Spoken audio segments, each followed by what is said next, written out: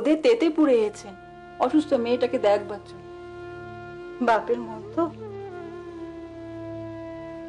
গিয়ে দেখে যা, এত ফল এনেছে। বাপ একবার মেয়েকে দেখবে,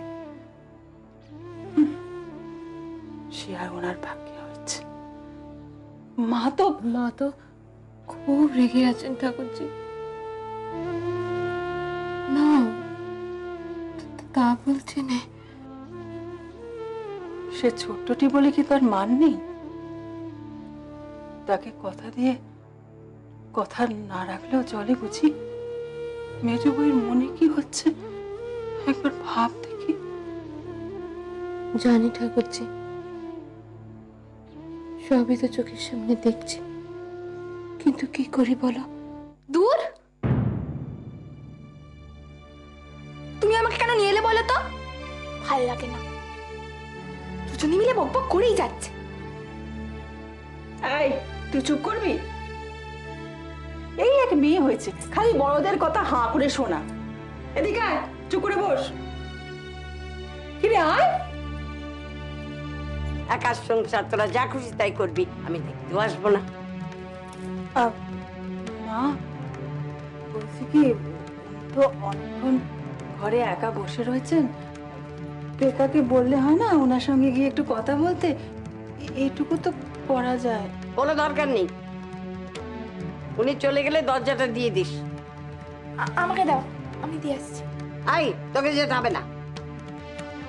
সকাল থেকে খালি ঘর ও ঘর করছে, কোন ঘরে কি হচ্ছে দেখা নেই, কিচ্ছু কথা হবে না তোকে। কাজের নামে অষ্টলম্বা, খালি ঘর ও ঘর করছে। আয় আমার সঙ্গে আয়।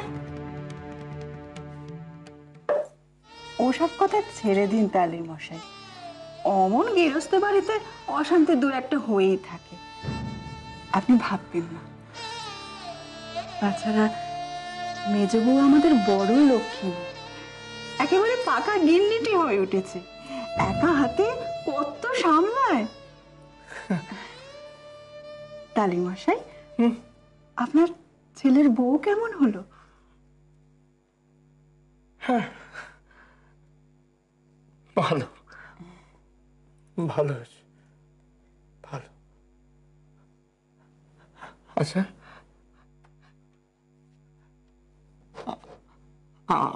আমার সুবর্ণ ভালো আছে তো? তালি মশাই, পরের বার যখন আসবেন মেয়ে আপনাকে নিজে হাতে মিষ্টি জল খাও।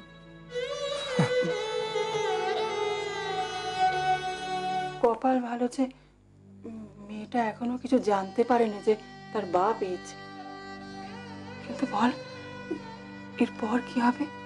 একদিন তো জানতে পারবি, তখন শরীরের মধ্যে কি একটা ঝড় বয়ে যাবে কে জানে। ও, আমি তো ভুলে গিয়েছিল, উনি এক ঘটি জল চেয়েছেন। এ না দিদি, জল তো নেই দেখছি। বাবা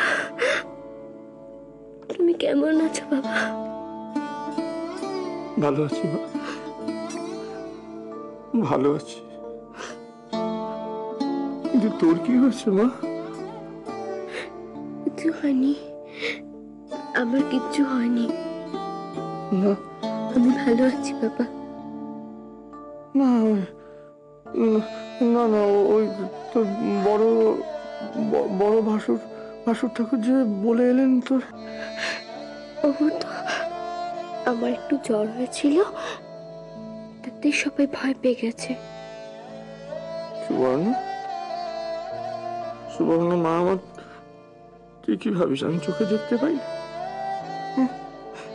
আমার আর কোনোদিন মুখ দর্শন করবে না।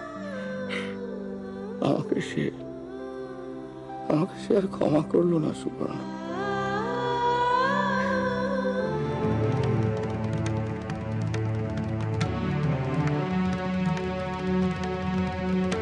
মেজ বৌমা,